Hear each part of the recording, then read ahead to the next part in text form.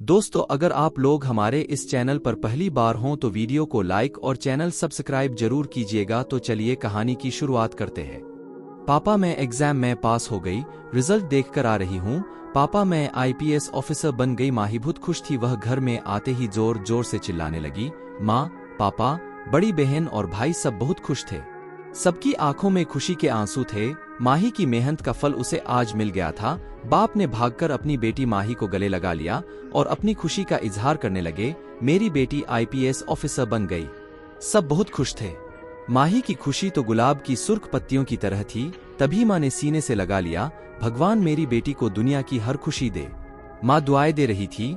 माही अपनी ड्यूटी करने लगी। वह बहुत खुश थी। जैसे कि जिंदगी के कुछ उसूल हैं जिनको सब निभाते हैं, जो ना चाहते हुए भी निभाने पड़ते हैं।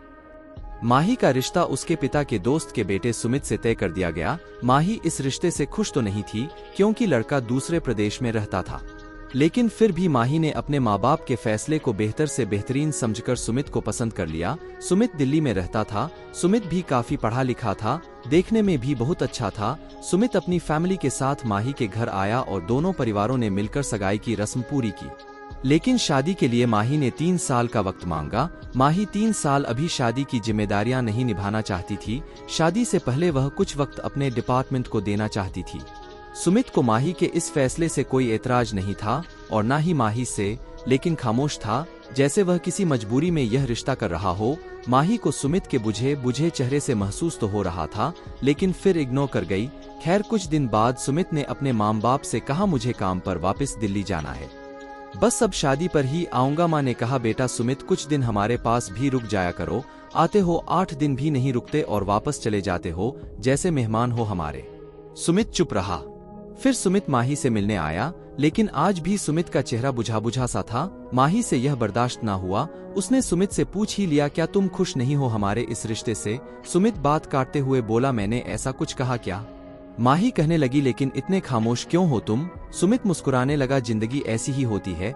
जो बचपन में बहुत शरारतें करते हैं, बातें करते हैं, वक्त उनको उम्र के बढ़ने के साथ साथ खामोश और रूखे मिजाज वाला बना देता है। अच्छा ख्याल रखना अपना, शादी पर आऊंगा। माही ने जाने से पहले सुमित का हाथ पकड़ा और कहने लगी, सुमित, मुझे लेने आओगे ना? सुमित ने मुस्कुराकर कहा, पागल, तुम अगर चाहो तो अभी मेरे साथ चलो। सुमित की आंखों में आंसू थे। सुमित चला गया। वक्त गुजरता गया। सगाई को 3 साल होने को थे। शादी की तैयारियां चल रही थी। सब बहुत खुश थे।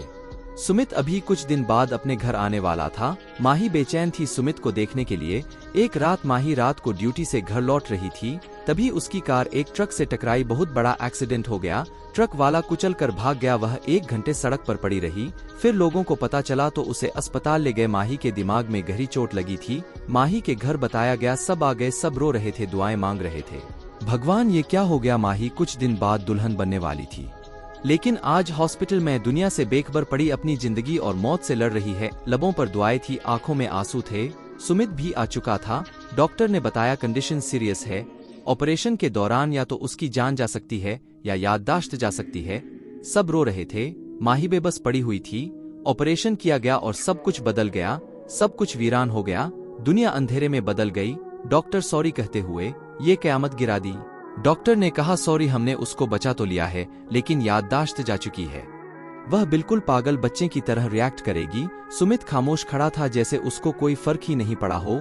सब रो रहे थे। माही को 2 दिन बाद होश आया। वह बिल्कुल बदल चुकी थी। सुमित सामने खड़ा था। वह खामोश सब कुछ देख रही थी। सुमित वापस घर चला गया। माँ ने कहा, बेटा माही को छोड़ दो और वापस अपने काम पर दिल्ली चले जाओ। सुमित ने अपनी माँ की तरफ देखा और मुस्कुराने लगा। माँ ने कहा, सुन रहे हो ना बेटा, अभी शादी नहीं हुई है, तुम वापस चले जाओ। सुमित बोला, अच्छा मजाक है। पहले तो जबरदस्ती अपनी मर्जी से इस रिश्ते में बांधने की कोशिश करती हो और फिर कहती हो कि छोड़ दो।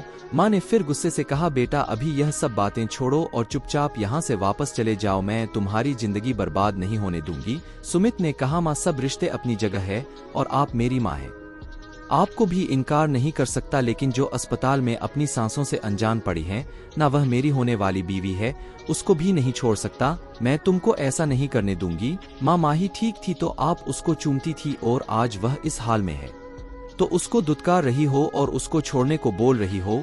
इतना कहकर सुमित वहां से चला गया। सुमित माही के घर गया। सब खामोश बैठे थे। सुमित माही के पास गया, आवाज दी, माही। माही डरते हुए बोली, गंदे हैं सब, मुझे इतनी कड़वी कड़वी चीजें खिलाते हैं। सुमित की आंखों में आंसू आ गए, सब रोने लग गए।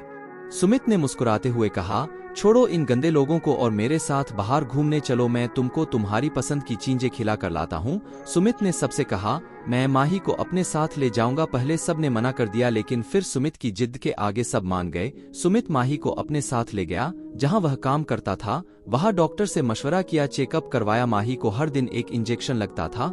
एक दिन माही सो रही थी और लग ही नहीं रहा था कि माही पागल हो चुकी है।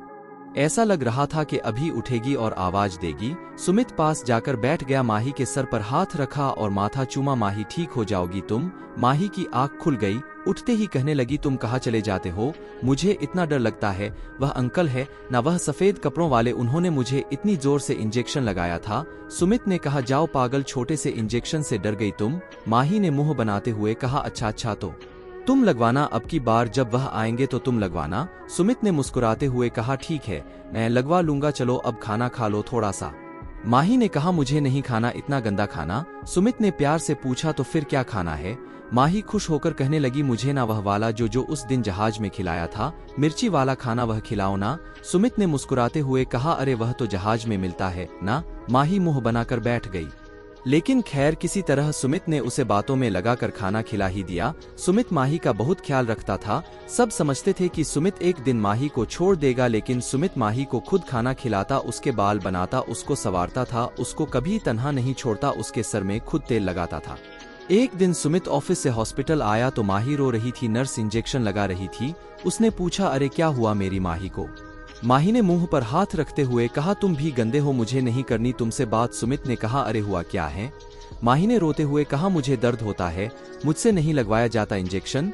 सुमित ने कहा, अरे बस इतनी सी बात। सुमित ने एक खाली सिरिंज ली और अपने बाजू पर लगा दी। सुमित मुस्कुराते हुए कहने लगा, यह देखो कोई दर्द हुआ मुझे? तुम छोटी सी सुई से डरती हो। माही रोने लगी, नहीं मुझे दर्द होता है। सुमित ने माही को अपने सीने से लगा लिया।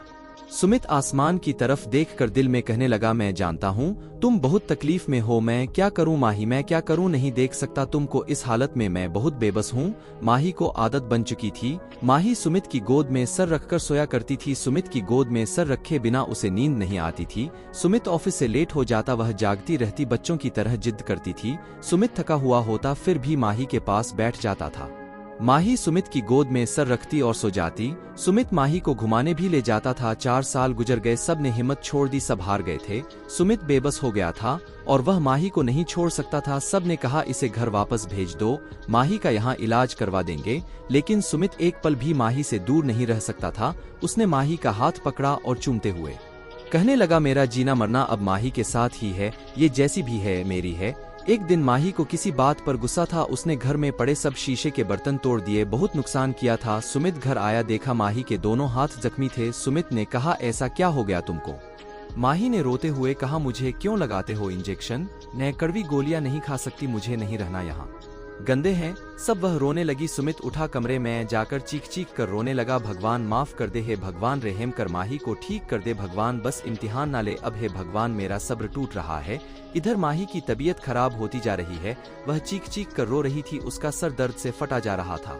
सुमित उसे जल्दी से अस्पताल ले गया। डॉक्टर ने टेस्ट किया और कहा, ऑपरेशन करना पड़ेगा, उसके दिमाग की नस डैमेज हो गई है। सुमित बिल्कुल अकेला पड़ गया।